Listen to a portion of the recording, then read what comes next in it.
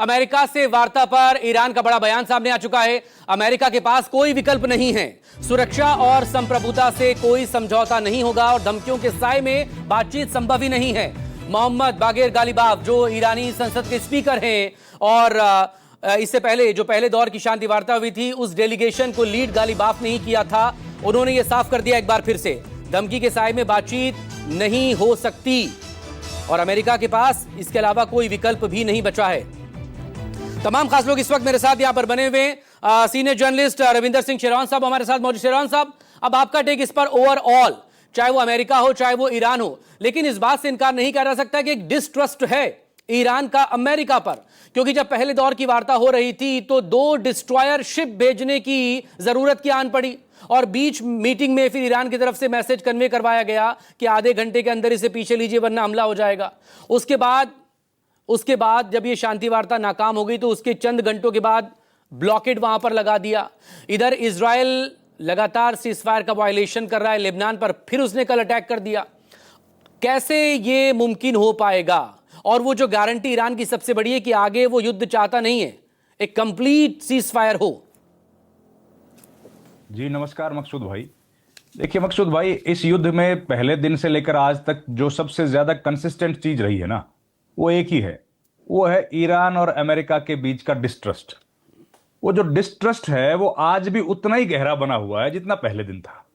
वो किसी तरीके से भी कम नहीं हुआ, चाहे टेबल पर बातचीत के लिए वो लोग बैठ गए हों या फिर युद्ध के मैदान में खड़े रहे हों। उसके बीच में चाहे पाकिस्तान जैसे बिचौलियों ने आके उसकी बातचीत की शुरुआत की हो या वो ओमान के साथ जब बातचीत चल रही थी वो दौर हो, कोई भी दौर में हम लोग देख रहे हैं कि इन दोनों के बीच में डिस्ट्रस्ट जो है वो लगातार बढ़ता जा रहा है, वो घट नहीं रहा है।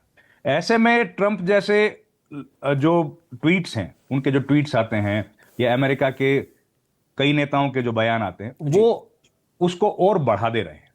अब ऐसे में स्थिति को अगर संयमित करना है, शांतिपूर्वक आगे बढ़ाना है, तो बयान आने चाहिए कि जिससे कि सब लगे कि भाई हम लोग बातचीत की तरफ बढ़ रहे हैं और इसका समाधान निकालना चाहते हैं। लेकिन समाधान की तरफ बढ़ने की बजाय आक्रामकता ज्यादा बयानों में दिख रही है और वो कहीं ना कहीं जो माहौल है उसको बिगाड़ रही है।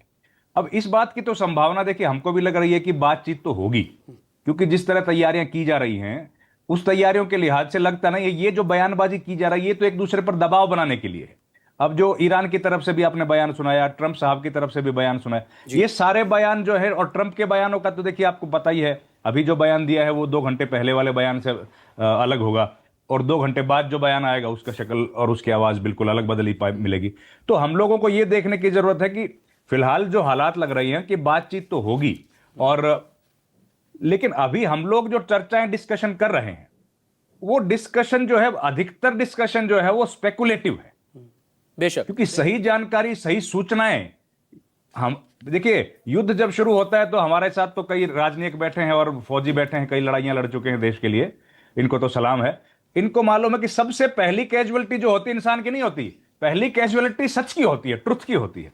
तो हमारे पास ट्रुथ कितना आ रहा है, सच हम लोगों के पास कितना पहुंच रहा है, यह महत्वपूर्ण है। और जो भीतर की जो देखिए बातचीत हुई है, पहले राउंड की बातचीत हुई है और दूसरे राउंड की बातचीत के लिए समय मुकर्रर किया गया, तो जाहिर है दोनों की सहमति से किया गया है और पाकिस्तान का उसमें जो भी इन्वॉल्वमेंट है। तो जब बातचीत के लिए समय तय किया गया है और दोनों पक्षों ने बातचीत पर आने के लिए शुरुआत में अपनी सहमति दी, तभी यह समय तय किया गया था। और अब जब बिल्कुल नजदीक पहुंच गए हम बातचीत के, तो एक दूसरे पर दबाव बनाने के लिए इस तरह के बयान दिए जा रहे हैं। ये हम लोग पहले भी देखते रहे हैं, लेकिन हमें भी लगता है कि बातचीत होगी और उम्मीद यही है कि भाई कोई ना कोई सकारात्मक नतीजा निकलेगा। क्योंकि अब ये जो मामला रह गया है केवल अमेरिका, इजराइल और ईरान के बीच का नहीं है, अब इसमें चीन का भी एक महत्वपूर्ण हिस्सेदारी हो गई है जो अदृश्य शक्ति के तौर पर काम कर रही है।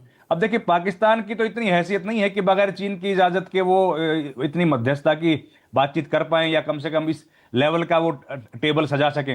तो चीन का इसमें बड़ा रोल है और चीन को इकोनॉमिक लॉसेज इसकी वजह से जो हो रहे हैं वो हम लोग जानते हैं। तो अपने नुकसान को चीन सहन नहीं करेगा। और न सिर्फ चीन बल्कि लगातार सरगेई लावरोव जो है रशिया के, वो भी लगातार इसको लेकर बातचीत हो रही है, यानी कि ईरान लगातार दोनों से कांटेक्ट में है, चाहे वो चाइना हो या फिर रशिया हो। Please completion. देखिए ईरान जो लड़ाई लड़ पाया वो बगैर चीन की और रशिया की मदद के लड़ पाएगा क्या इतना लंबा? जिस तरह से टेक्नोलॉजी का एक्सचेंज किया गया है, जिस तरह ईरान ने इतने बड़े बड़े विमान को मार गिराया, जो जंगी जहाज थे अमेरिका के, वो सब इनके पास तो सबको मालूम है भाई, ईरान के पास तो लिमिटेड टेक्नोलॉजी है, इस तरह की बड़ी तकनीक नहीं है। और रियल टाइम जो डेटा दिया गया है वो सारा तो कहां से आया है, ये तो सब पता ही है ना हम लोगों को। जी। और ईरान कितने दिन सरवाइव कर पाएगा चीन की बात ना मान के या रशिया की बात ना मान के। तो अब स्थिति क्या है विश्व में, क्योंकि इकोनॉमी पर असर पड़ने लगा है और इकोनॉमिक लॉसेस कोई कंट्री आज के दौर में बर्दाश्त नहीं कर पाएगी, सहन नहीं कर पाएगी। और वही इकोनॉमिक लॉसेस ही अब ट्रंप को भी मजबूर कर रहे हैं कि वहां पर भी जिस तरह के हालात बिगड़ते चले जा रहे हैं कि अब बातचीत की टेबल पर आए। लेकिन मसला यह है कि उनको जाना है मिड टर्म पोल में भी, तो उनको झंडे लहराते हुए जाना पड़ेगा कि हम लोग जीत गए, हम लोग जीत गए। उसके लिए पूरा रास्ता निकाला जा रहा है। अब देखिए, ईरान का तो मामला अलग है। ईरान को तो इस युद्ध से उनके लोगों का तो नुकसान हुआ, लेकिन बाकी तो ईरान ने तो कमाल ही कर दिया। ईरान की जो लोगों को जानकारी मिली ईरान के बारे में, ईरान ने एक पूरा नैरेटिव बदल दिया, युद्ध को लड़ने का एक तरीका बदल दिया। ईरान की जो शक्ति हम लोगों को जानकारी मिली, विज्ञान के मामले में उनका जो ताकत है वो हमको मिली। हम लोग तो ईरान के बारे में क्या समझते थे कि भाई ईरान तो ऐसा है जो महिलाओं पर जुल्म करता है, लेकिन एक बिल्कुल अलग उनकी जो है तस्वीर हम लोगों को देखने को मिली। पूरे विश्व में उनकी छवि जो है निखर के आई है। तो ईरान को तो बहुत लाभ हो गया इससे, इस लड़ाई से। लेकिन अमेरिका भी कम से कम ये जानना, ये कोशिश कर रहे हैं ट्रंप साहब कि हम लोग जब वापस लौटें तो सम्मानित तरीके से वापस लौटें, ताकि हम लोगों को बता पाएं कि भाई हम लोग तो युद्ध में जीत कर आ गए। और आखिरी बात है कि एक वो कानून भी है कि भाई 50 दिन 60 दिन से ज्यादा युद्ध अगर आपको चलाना होगा तो वो इजाजत लेनी पड़ती है अमेरिकी कांग्रेस की। अब वो समय भी नजदीक आ रहा है। तो कई तरीके से सब लोगों के ऊपर दबाव है। इस युद्ध को जारी रखना कोई चाहता हो, मुझे लगता नहीं है ऐसा, लेकिन अपनी बातें मनवा लें ज्यादा से ज्यादा, उसके लिए ये बयान बहादुर सब बने हुए हैं। उम्मीद है बातचीत होगी। और इसके माहौल कुछ दरअसल सकारात्मक उसी लिए नतीजे बनाया निकले। जा रहा है सिंघल साहब, बातचीत तो होगी क्योंकि जंग से मसले दरअसल हल होते नहीं हैं। लेकिन जो बातचीत वाले लोग थे वो ज्यादातर लोगों को एलिमिनेट कर दिया गया यूएस इजराइल अटैक के बाद। लेकिन उसके बावजूद जो लोग हैं वो बातचीत के लिए आ रहे हैं।